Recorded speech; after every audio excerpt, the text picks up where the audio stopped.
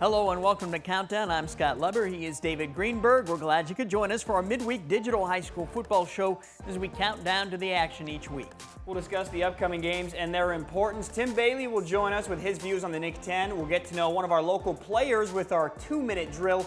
We'll look back at our top 5 plays from last week, plus have our stat stuffers and our Week 2 MVP. And if that's not enough, Candace King will bring you our Friday night football forecast.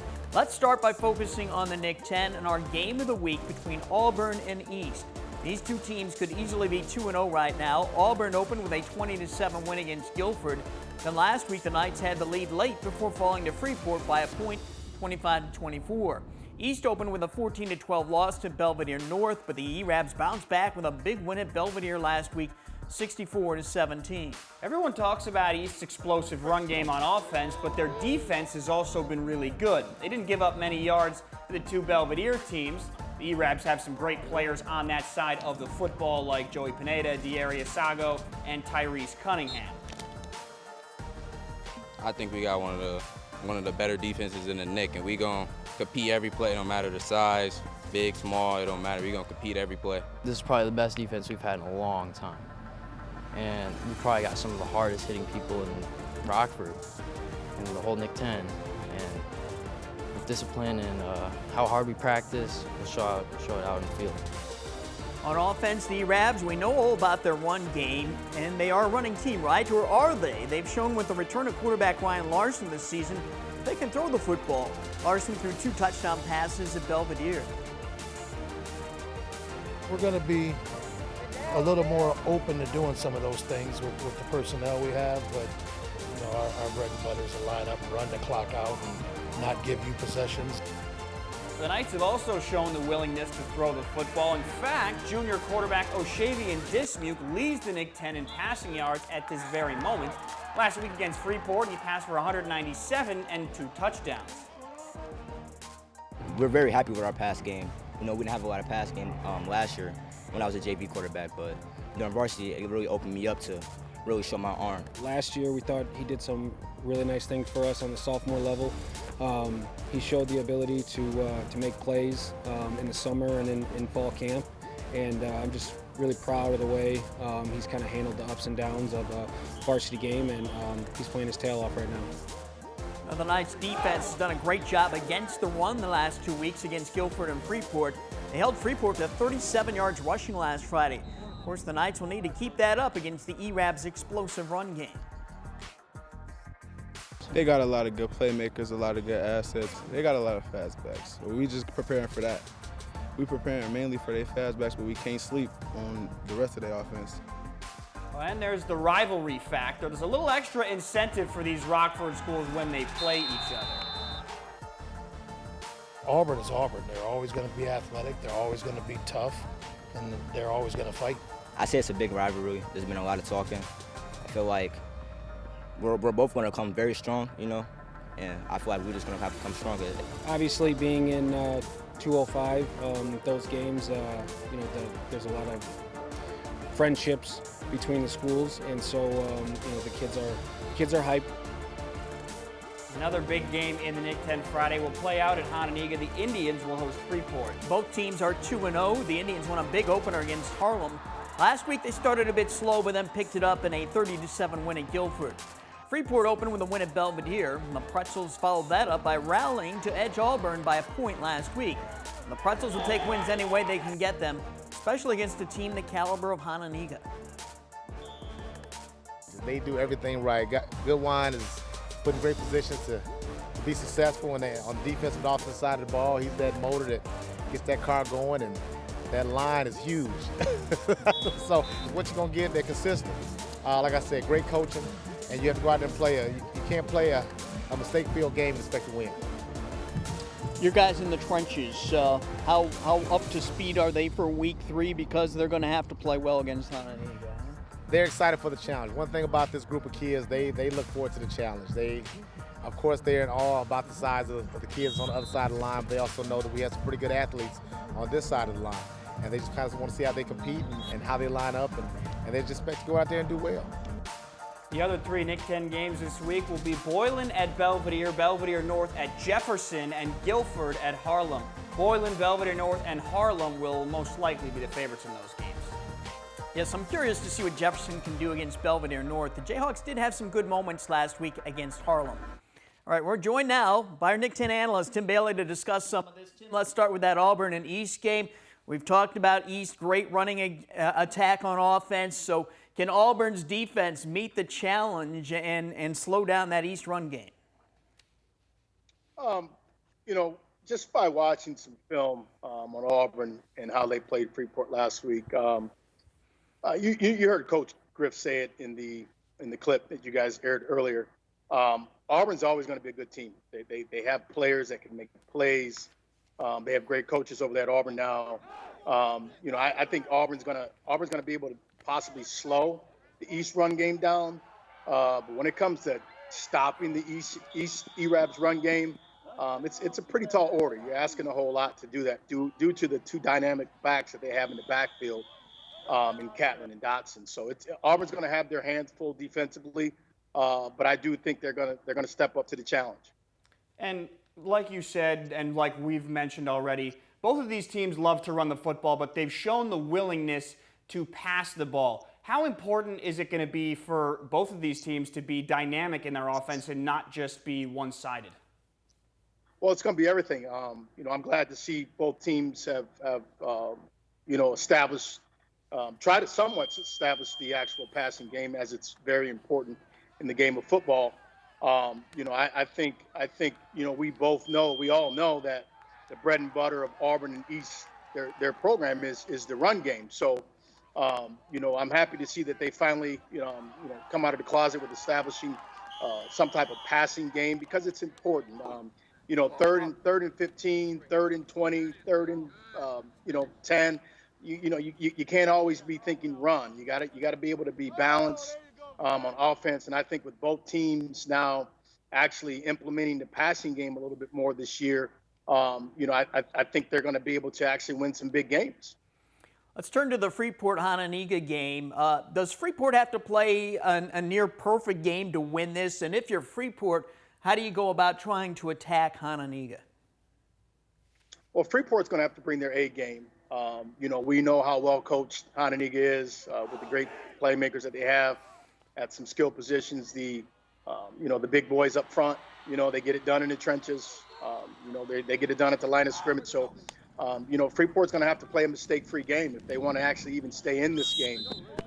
You know, Hononegah's a team. If you know, once they put their foot on the accelerator and they get up by, you know, 2 touchdowns or 3 touchdowns, you know, it could really get bad for Freeport. But I'm hoping Freeport can actually go in and make it a game. You know, they played against Auburn well last week. I watched some film on Freeport as well. They look good. They do a lot of things well. You know, but again, you know, answering that bell and going and up and playing a tough team like Hononegah, you know, that's a tall challenge.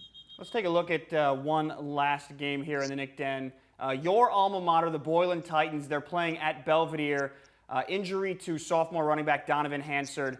What does that mean for them, and does this mean that we could be seeing more Mekhi Glover in the future?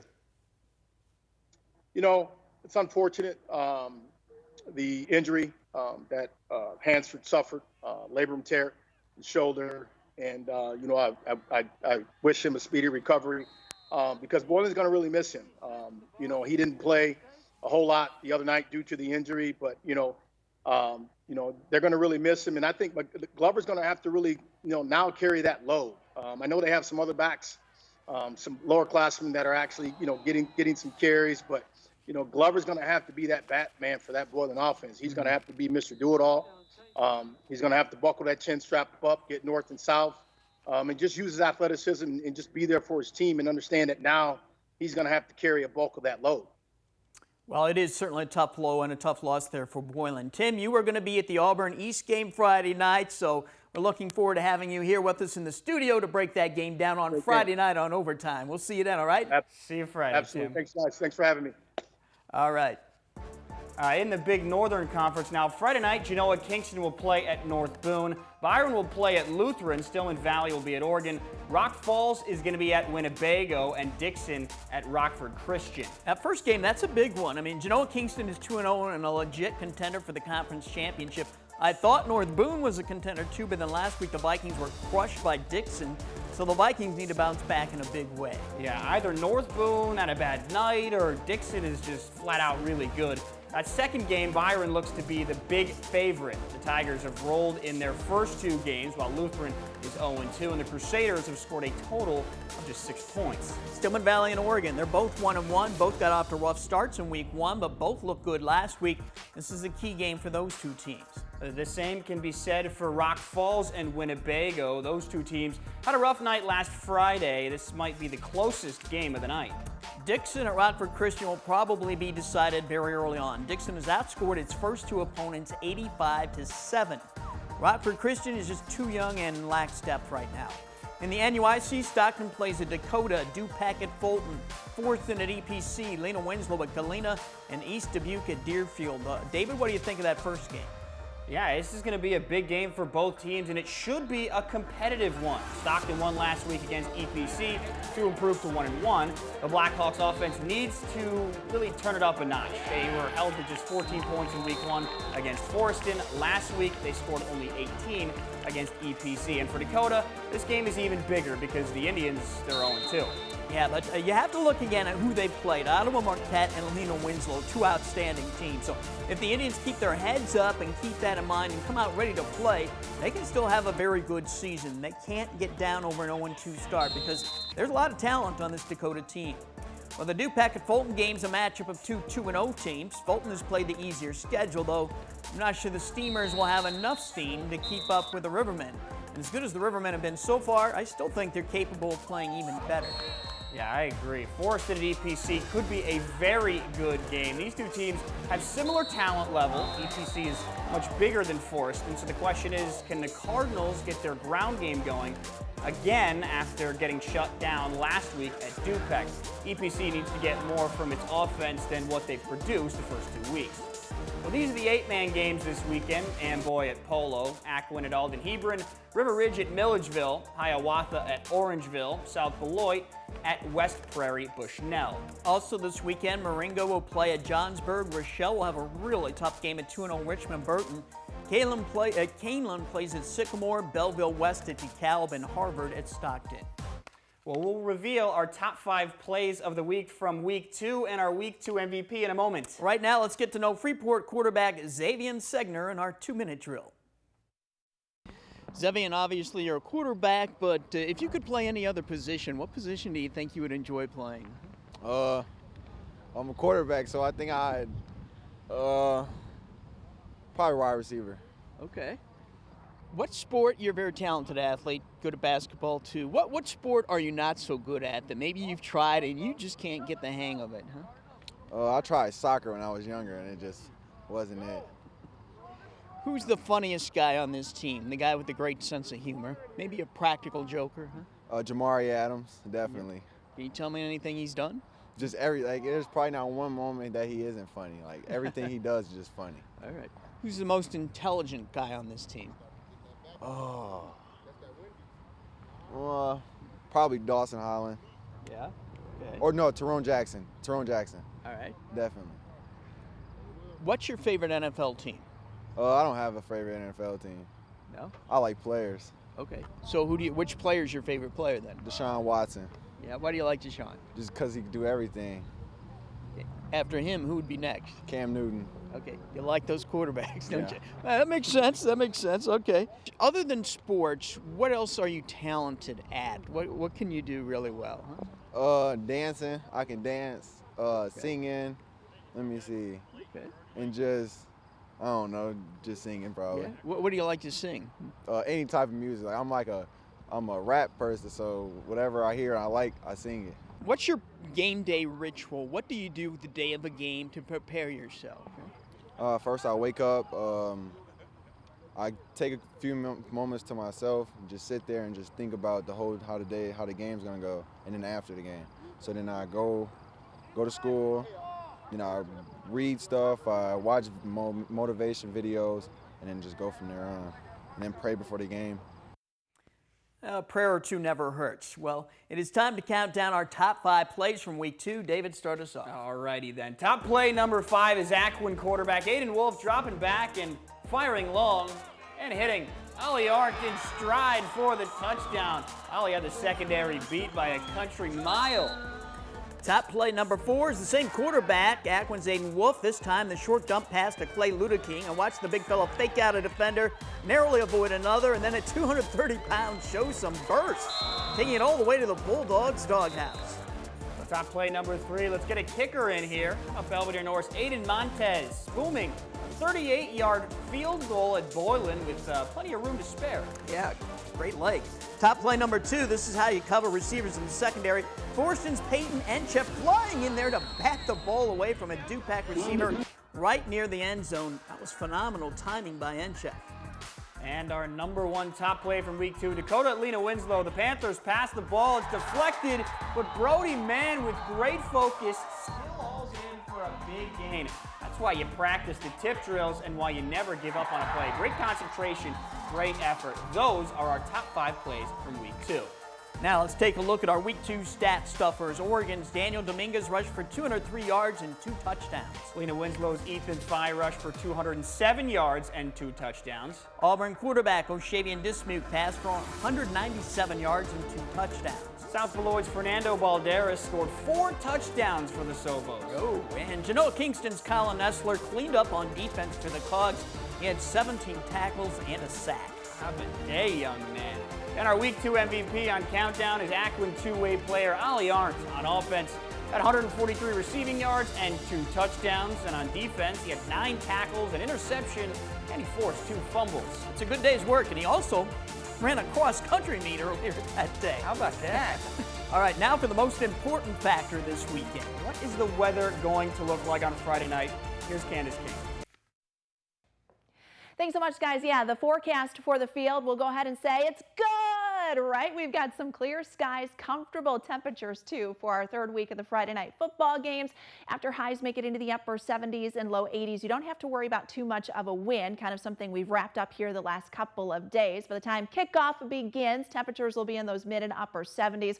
We'll have sunshine. Wind might pick up just a little bit towards the evening, though, late evening on Friday. By the time everybody gets ready to head home, those temperatures will be dropping through the upper 60s and low 70s, but very comfortable for us for those Friday night football games. Scott, David, back over to you. Candace bringing her A game this week. All right. Well, be sure to join us Friday night for all the week 2 highlights on Overtime. That comes your way live at 11 p.m. on Fox 39. It will also be rebroadcast on Fox 39 as well, Sunday mornings at 9. This is Countdown. Watch for it each week on our website, mystateline.com, on our WTVO YouTube page, and on social media as we count down to the weekend's action. We'll see you Friday for Overtime on Fox 39.